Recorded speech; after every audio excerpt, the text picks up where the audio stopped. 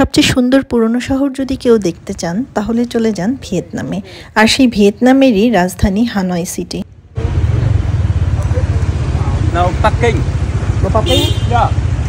Hanoi সিটির কয়েকটি famous প্লেসের মধ্যে one of the most famous place হচ্ছে এই রেল স্ট্রিট। এই রেল স্ট্রিটের দুপাশ দিয়ে চলে গেছে বেশ কিছু কফি শপ, আর মাঝখান থেকে এই রেলপথ যেই কিনা ভিজিটররা বসে বসে কফি খান এবং মাঝখান দিয়ে যে রেল যায় সেটা এনজয় করে।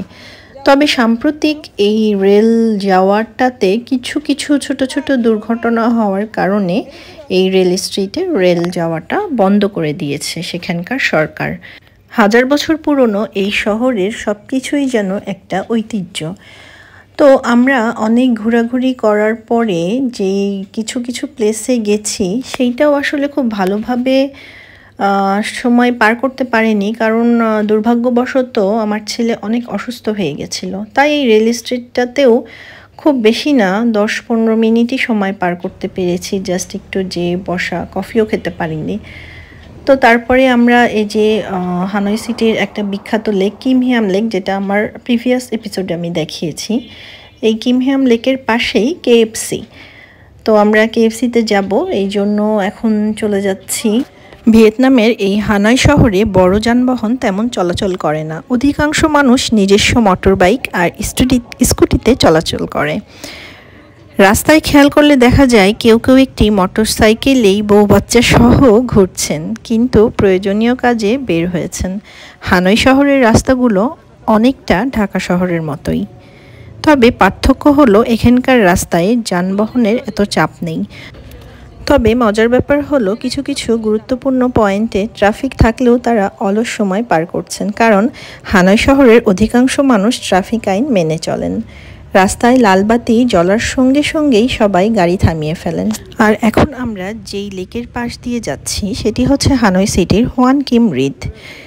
ভিয়েতনামের এই হ্রদটি মিঠা পানির হ্রদ, শহরের একটি বিশিষ্ট প্রতীক এবং শহরের কেন্দ্রস্থলেই এটির অবস্থান।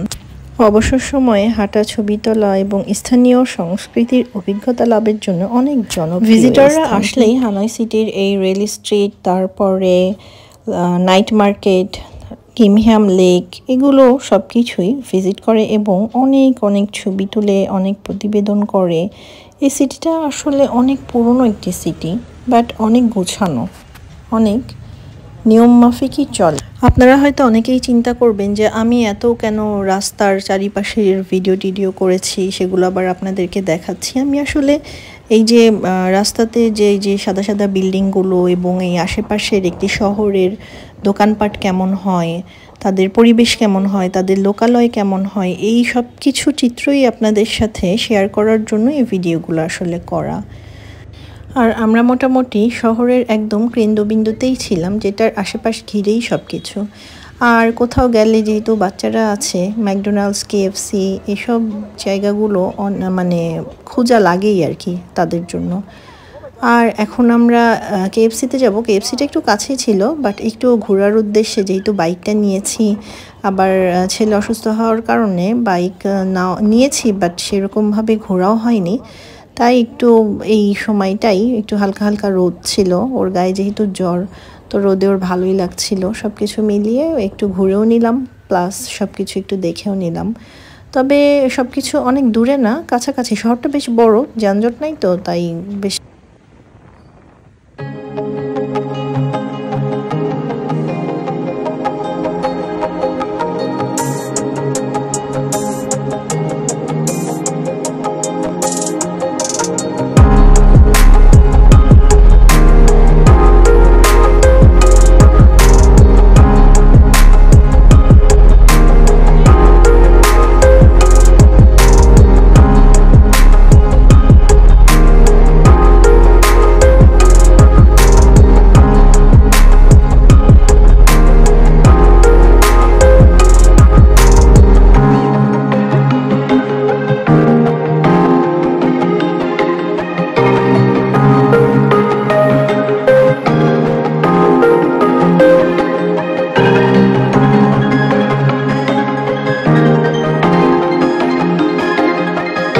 কৃষিখাতে ভিয়েতনামিরা অনেক এগিয়ে আছে। কৃষিকাজ ওখানে অনেক বেশি করা হয়, যেমন এই যে ফুল চাষ, ফল চাষ এবং অন্যান্য শস্যাদি চাষে তারা বেশ বিখ্যাত এবং অনেক সুন্দরভাবেই সব কিছু করে এবং তাদের শহরটা সাজিয়ে রাখে। আর এরই মাঝে আমার মেয়ে ঘুরতে যেয়ে তার একটি ফ্রেন্ড জোগাড় করে নিল।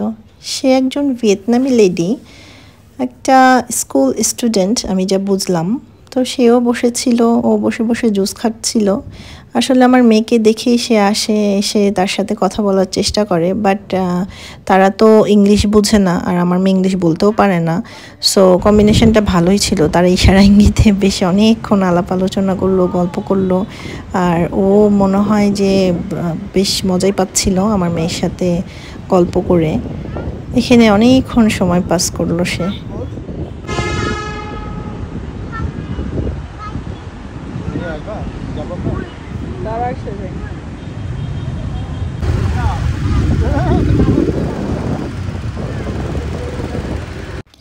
এগুলো হচ্ছে সিটি ট্যুর বাস। এই বাসে করেই সবাই, মানে ট্যুরিস্টরা আর কি, পুরো সিটি ট্যুর করে।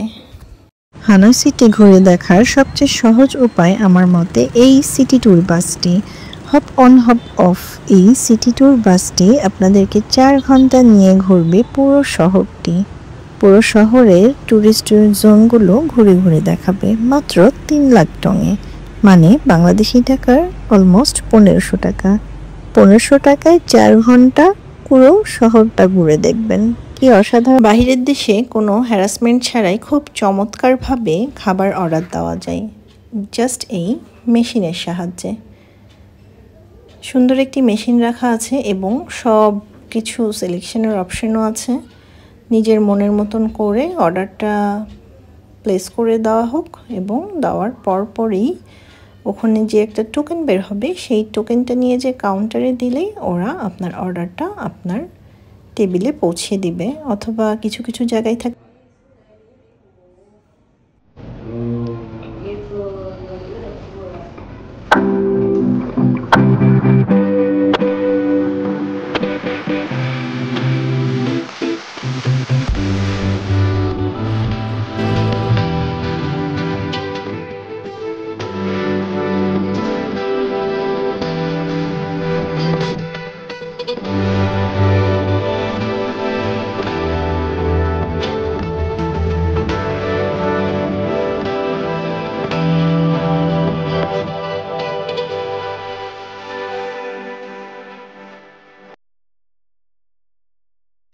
এর আগেও আমি কেএফসির ব্যাপারে বলেছি যে বাইরের দেশের কেএফসির ফ্লেভারটা একদমই অসাধারণ, যেটা আমাদের বাংলাদেশে এখন নষ্ট হয়ে গিয়েছে।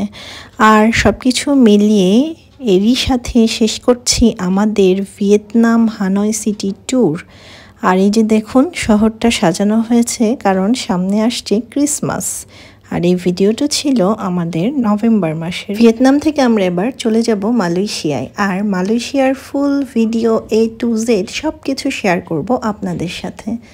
টিল দেন ওয়েটিং অ্যান্ড আল্লাহ হাফেজ। Thanks for